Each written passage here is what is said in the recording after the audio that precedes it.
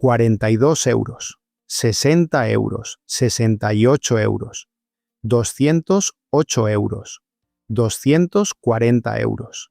Y ahora quédate con este número. Más de 350 millones de euros. No son cifras que me haya inventado, son cantidades oficiales relacionadas con la atención de personas que llegan a España. Pero ninguna responde realmente a la pregunta que probablemente te estás haciendo. ¿Cuánto nos cuesta la inmigración ilegal? Porque dependiendo de dónde busques, encontrarás respuestas completamente distintas. Que cuesta miles de millones, que en realidad genera riqueza, que colapsa los servicios públicos, que necesitamos inmigrantes para pagar las pensiones, que encarece la vivienda, que sin ellos nuestra economía no funcionaría. Así que para este vídeo he intentado hacer algo mucho más sencillo. Buscar la factura, cuánto cuesta recibir a una persona que entra irregularmente, quién paga su acogida, su atención, los trámites, los traslados, qué ocurre si permanece en España, y qué pasa con esa cuenta si esa misma persona termina regularizándose, trabajando y pagando impuestos y cotizaciones. Parecía una pregunta bastante sencilla, hasta que apareció el primer problema. Porque cuando alguien te dice cuánto cuesta la inmigración ilegal, puede que ni siquiera esté hablando de inmigrantes ilegales. Y si confundimos eso desde el principio, toda la factura estará mal. Empecemos por algo que parece obvio. ¿De quién estamos hablando exactamente? Usamos palabras como extranjero, inmigrante, refugiado o inmigrante irregular como si fueran distintas formas de decir lo mismo. Y no lo son. Imagina 6 personas. La primera es alemana y vive en España. Es extranjera. Pero eso no significa que esté aquí de forma irregular. La segunda nació en Colombia. Llegó legalmente hace 10 años. Y hoy tiene nacionalidad española. Es inmigrante. Y ya ni siquiera aparecerá como extranjera en muchas estadísticas. La tercera entró en España con un visado perfectamente legal. El visado terminó y ella permaneció. Ahora está en situación irregular, y fíjate, nunca saltó una valla, nunca llegó en patera. Entró por un aeropuerto. La cuarta sí llegó irregularmente por mar. Pero después solicitó protección internacional. Su situación administrativa ya no puede resumirse diciendo es un ilegal.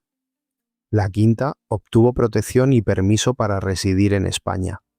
Y la sexta estuvo años en situación irregular, consiguió regularizarse y hoy tiene un contrato de trabajo y cotiza todos los meses.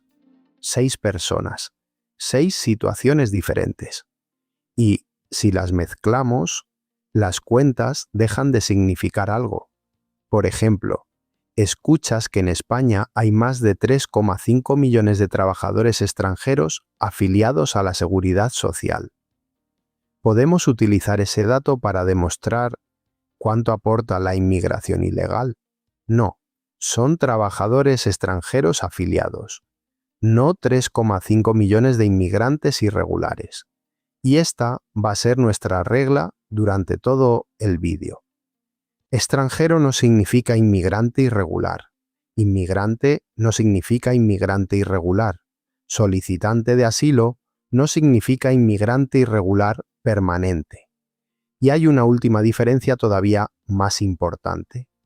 Entrar irregularmente tampoco significa permanecer irregularmente para siempre. Una persona puede ser retornada, puede solicitar protección, puede marcharse, puede permanecer irregular, puede regularizarse y puede terminar trabajando legalmente y cotizando durante décadas.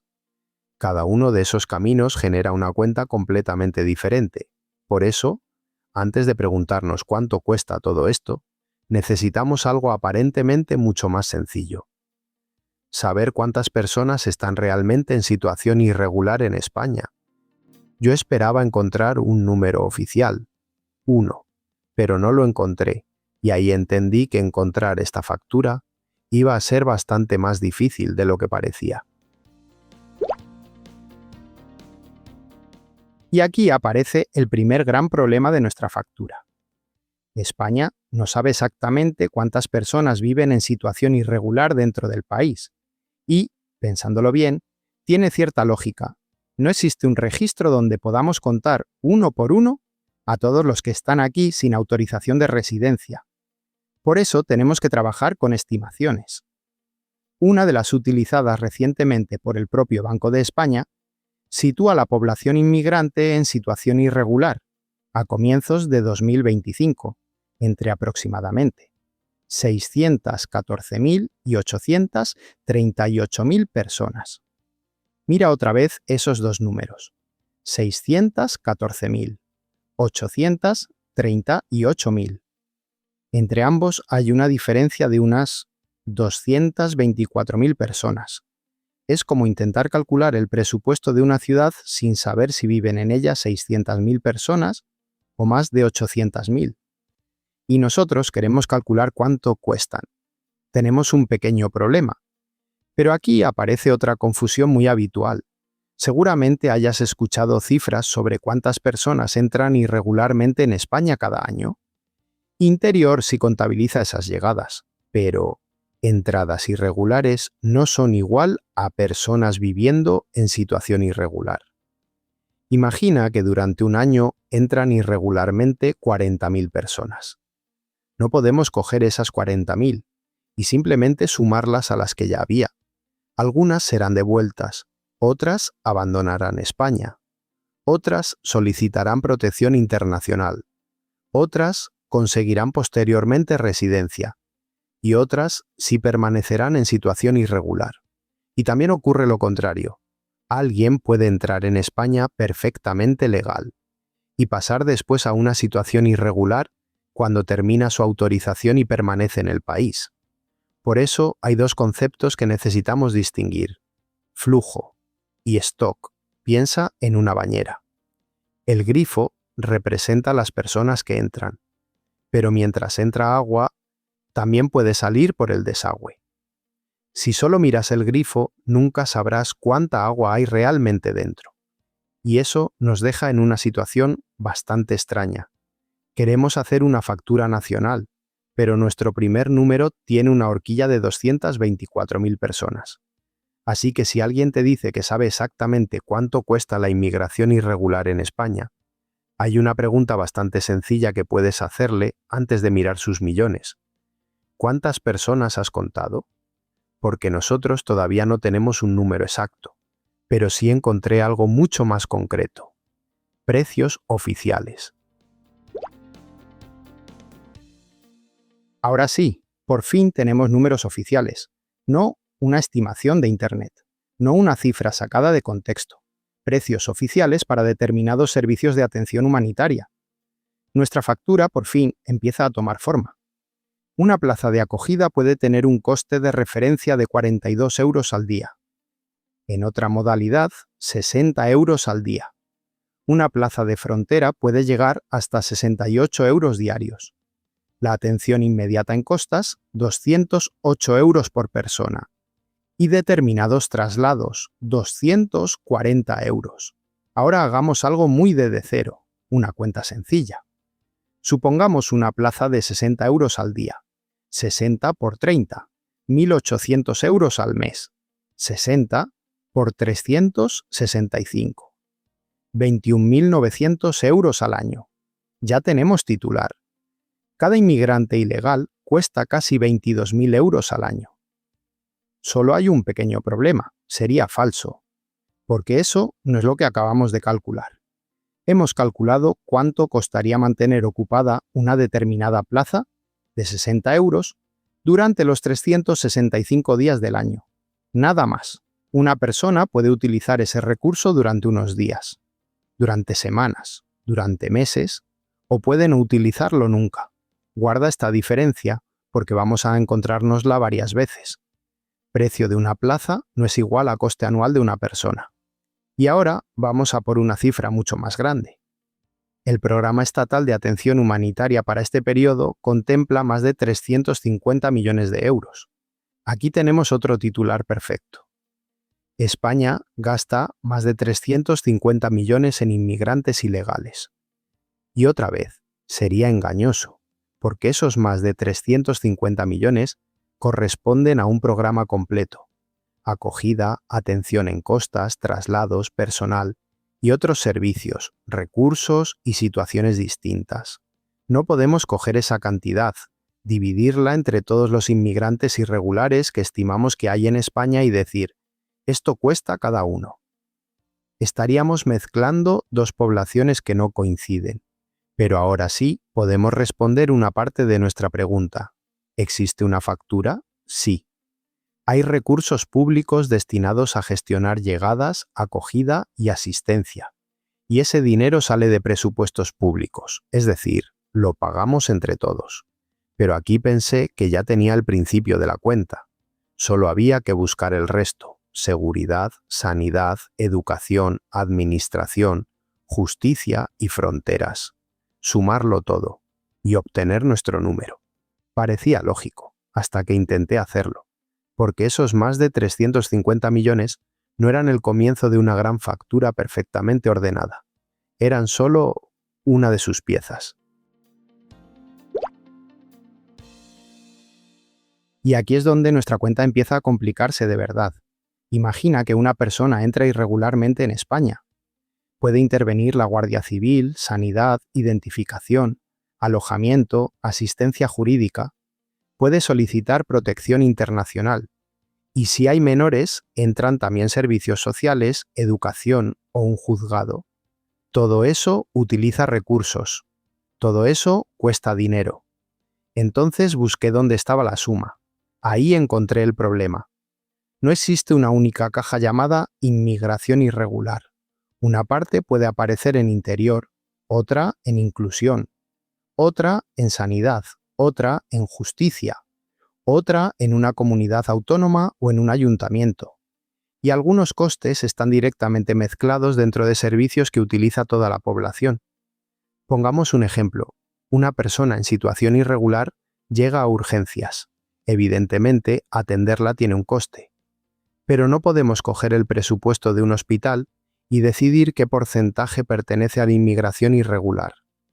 Necesitaríamos saber quién utilizó el servicio, qué atención recibió y cuál fue su coste. Con la educación ocurre algo parecido. Si un colegio tenía 10 plazas libres y llegan 5 alumnos, el edificio ya estaba abierto, los profesores ya estaban contratados. El coste adicional puede ser relativamente pequeño, pero si llegan 100 alumnos y hay que abrir nuevas aulas y contratar profesores, la factura cambia completamente. El número de personas importa, pero también importa qué recursos necesitan, durante cuánto tiempo y qué capacidad tenía ya el sistema. Esta es la parte que desaparece cuando reducimos todo a cada inmigrante cuesta X. No existe necesariamente ese X. 2 personas que entran irregularmente el mismo día pueden generar costes completamente diferentes. Una puede ser retornada rápidamente, otra puede necesitar meses de acogida, otra puede solicitar protección, otra puede permanecer fuera de los recursos de acogida. Así que nuestra cuenta ya no es número de personas por coste por persona. Es algo bastante más incómodo. Personas por situaciones por tiempo por recursos utilizados. Y ahora entendemos por qué no encontraba la gran factura nacional. No está escondida en algún documento que todavía no hayamos descubierto. Está repartida. Tenemos piezas que podemos medir, otras que podemos estimar y otras que están mezcladas dentro del funcionamiento normal de los servicios públicos. Por eso, cuando alguien afirma la inmigración ilegal cuesta exactamente X miles de millones al año, hay dos preguntas que deberíamos hacer. ¿Qué has sumado? Y ¿qué has dejado fuera? Porque podemos inflar la factura metiendo dentro cualquier gasto relacionado con extranjeros. O podemos hacer justo lo contrario, contar únicamente frontera y acogida y olvidarnos de todo lo que ocurre después. Las dos cuentas estarían mal, pero todavía nos falta algo, porque hasta ahora nuestra factura tiene una columna enorme de gastos y prácticamente ninguna de ingresos. Eso tendría sentido si una persona que entra irregularmente permaneciera siempre en la misma situación. Pero no necesariamente ocurre así, Y cuando esa situación cambia, la dirección del dinero también puede cambiar.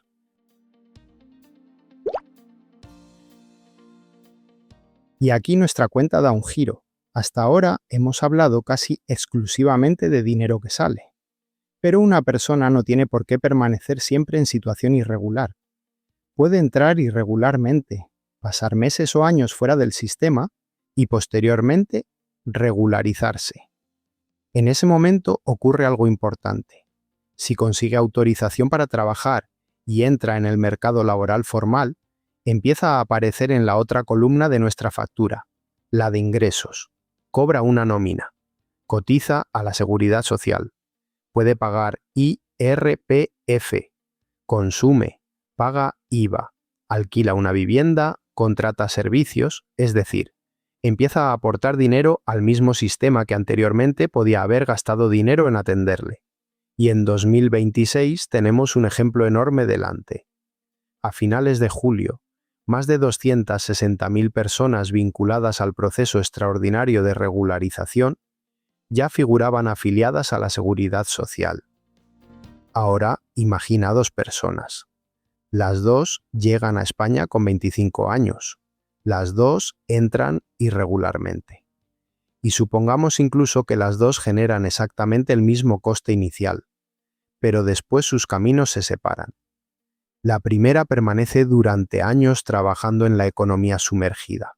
Cobra, consume, pero no cotiza por ese trabajo, y su empleador tampoco paga las cotizaciones correspondientes. La segunda consigue regularizarse, encuentra un empleo legal y empieza a cotizar todos los meses, 1 año, 5 años, 20 años, 30. ¿Podemos decir que ambas tienen el mismo impacto sobre las cuentas públicas? Evidentemente no. Y aquí aparece una de las ideas más importantes de todo el vídeo. Coste de entrada no es igual a impacto fiscal de por vida. Porque si de verdad queremos conocer la factura completa de una persona, no basta con sumar lo que el Estado gastó en ella. También habría que contabilizar lo que esa persona termina aportando. Impuestos, cotizaciones, consumo y hacerlo durante años. Eso nos acercaría a una cifra mucho más interesante, el saldo fiscal neto. Todo lo que recibió del sistema frente a todo lo que aportó al sistema. Pensé, perfecto, ya tenemos la otra mitad de la factura. Busquemos cuánto aportan. Y apareció otra trampa, es la misma de antes. En España hay más de 3,5 millones de trabajadores extranjeros afiliados a la Seguridad Social, pero eso no son 3,5 millones de inmigrantes irregulares. No podemos cambiar de población estadística solo porque ahora el número nos interesa. Sí podemos afirmar algo más concreto. Una persona que estaba en situación irregular y posteriormente se regulariza puede pasar de generar determinados costes públicos a generar también ingresos públicos. Eso cambia su saldo. Lo que no podemos hacer es coger toda la aportación económica de la inmigración legal y colocarla automáticamente en nuestra cuenta. Ya tenemos gastos, pues. Tenemos posibles ingresos posteriores. Y tenemos diferentes recorridos para cada persona. Pero todavía queda algo que seguramente te afecta de una manera mucho más directa que cualquier presupuesto del Estado. Tu vivienda, tu alquiler, tu trabajo, tu sueldo. Porque quizá la mayor factura no aparezca directamente en tus impuestos. Quizá aparezca en el precio que pagas por vivir y trabajar.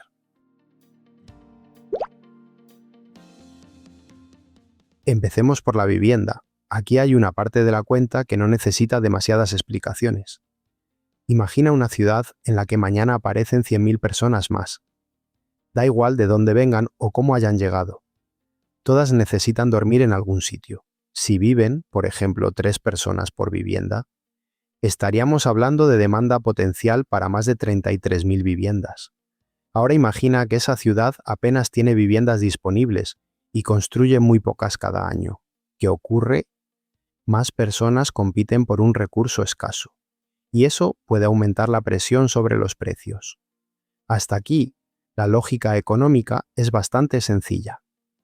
El problema empieza cuando intentamos convertir esa lógica en un titular como «La inmigración ilegal es la responsable de que haya subido tu alquiler».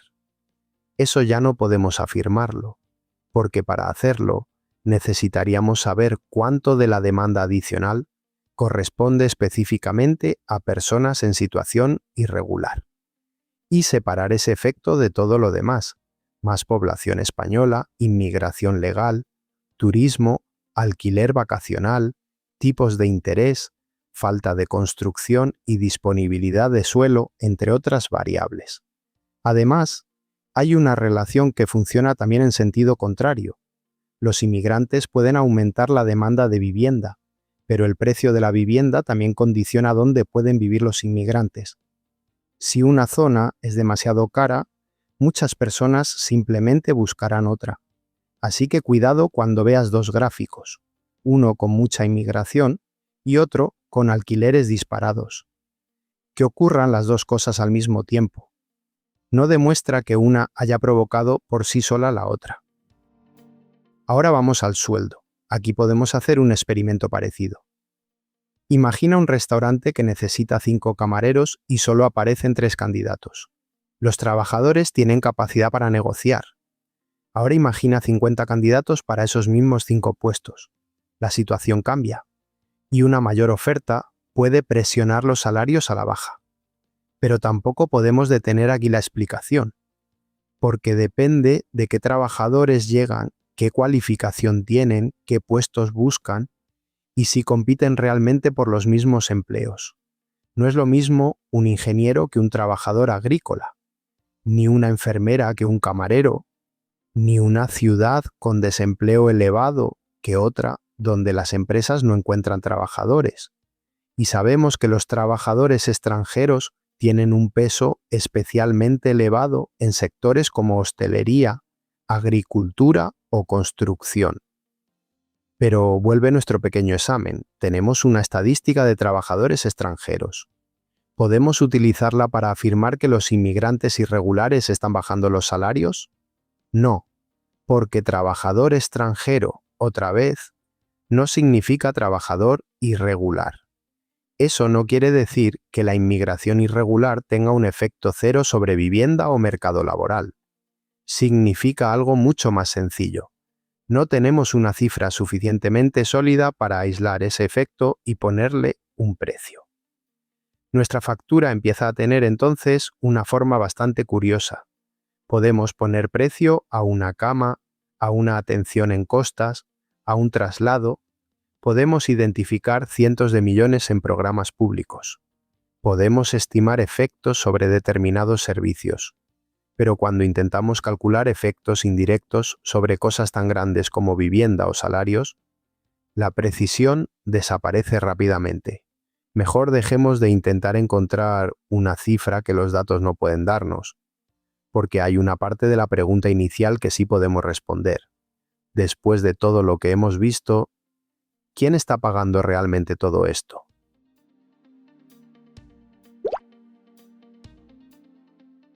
Después de todo esto, ya podemos volver a la pregunta del principio. ¿Quién paga la factura de la inmigración irregular? La respuesta corta es sencilla. Frontera, acogida, sanidad, educación y seguridad, entre otros.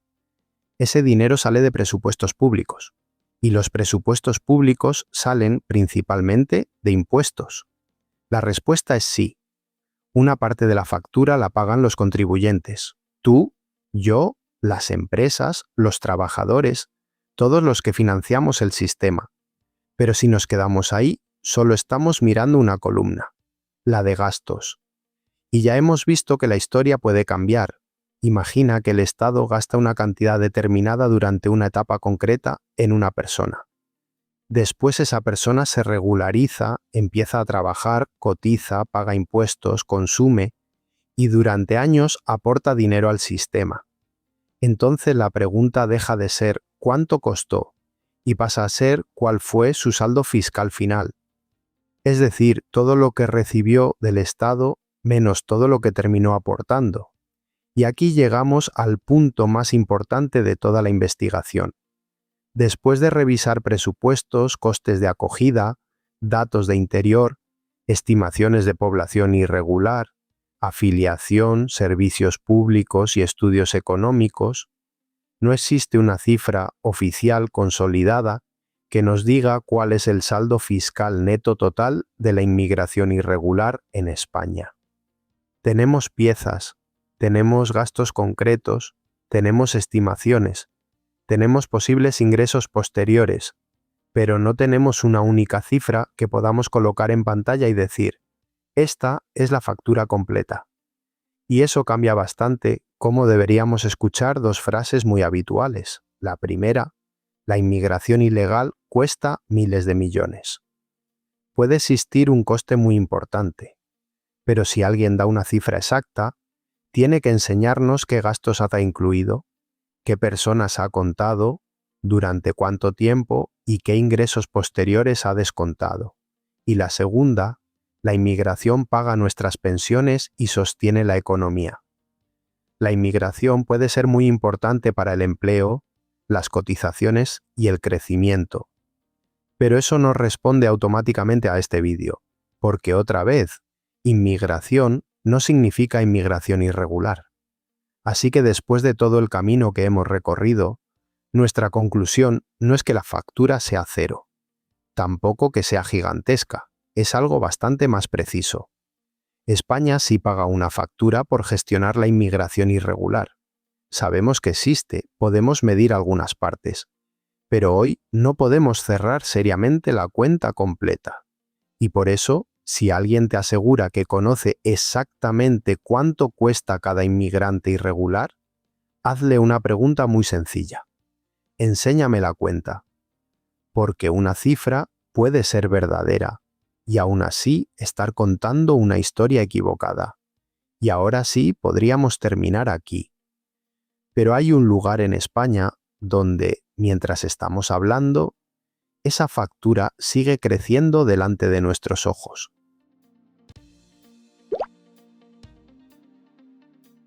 Pero antes de terminar, quiero enseñarte un caso extremo, porque mientras estábamos intentando entender todo esto con estadísticas nacionales, en Ceuta ocurrió algo que llevó esta discusión a una escala completamente diferente. Ceuta tiene alrededor de 84.000 habitantes. Los días 30 y 31 de julio de 2026 entraron irregularmente desde Marruecos unas 72.000 personas. Piénsalo un segundo. Una ciudad de unos 84.000 habitantes recibió en apenas 2 días una llegada equivalente a aproximadamente el 86% de toda su población. Casi otra Ceuta, entrando en Ceuta. La inmensa mayoría regresó posteriormente a Marruecos, pero miles permanecieron. Y aquí todo lo que hemos explicado durante el vídeo deja de ser teoría, porque la factura empieza a aparecer delante de nosotros. En las primeras semanas se produjeron miles de asistencias sanitarias extraordinarias. Hubo que incorporar decenas de profesionales sanitarios de refuerzo. Se movilizaron policía, guardia civil, personal administrativo, recursos de acogida, alimentación, alojamiento, traslados y atención a menores. Y el gobierno autorizó además 25 millones de euros extraordinarios para atender a menores migrantes no acompañados en Ceuta. Pero incluso esos 25 millones no son la factura de Ceuta, son solo otra pieza, porque después apareció algo más, 45.000 dosis de vacunas. El Ministerio de Sanidad y las comunidades acordaron movilizar hasta 15.000 dosis de triple vírica, 10.000 de difteria y tétanos, 10.000 de varicela y 10.000 de polio. Conviene detenerse un momento, porque sería muy fácil hacer una cuenta absurda. 45.000 dosis, miles de migrantes permaneciendo en la ciudad, y concluir 9 vacunas para cada uno. No, no funciona así. Las dosis no están destinadas exclusivamente a migrantes, también forman parte de una estrategia preventiva para población ceutí que pueda necesitar inmunización. Y una misma persona puede necesitar protección frente a varias enfermedades. No utilicemos entonces una cifra real para construir una conclusión falsa. Pero económicamente sí podemos afirmar algo. Hace unas semanas, esas 45.000 dosis extraordinarias no formaban parte de esta crisis, ahora sí. Y súmalas a todo lo demás: asistencias sanitarias, profesionales de refuerzo, alojamiento, policía, guardia civil, atención a menores. Millones de euros extraordinarios. El contador sigue subiendo. Pero todavía falta una partida, probablemente la más difícil de medir: la ciudad. Porque una crisis de esta magnitud no afecta únicamente a hospitales o centros de acogida. También puede afectar al comercio, al turismo, a las empresas y a la percepción de seguridad, a la imagen de Ceuta fuera de Ceuta. Toca hacer exactamente lo mismo que hemos hecho durante todo este vídeo. No inventarnos un número, porque todavía es demasiado pronto para saber cuál será el impacto económico total. Podemos contar camas, podemos contar médicos, podemos contar comidas, podemos contar policías, podemos contar vacunas, podemos contar millones. Pero todavía no podemos contar lo que esta crisis le ha costado realmente a Ceuta, porque esa factura todavía se está escribiendo.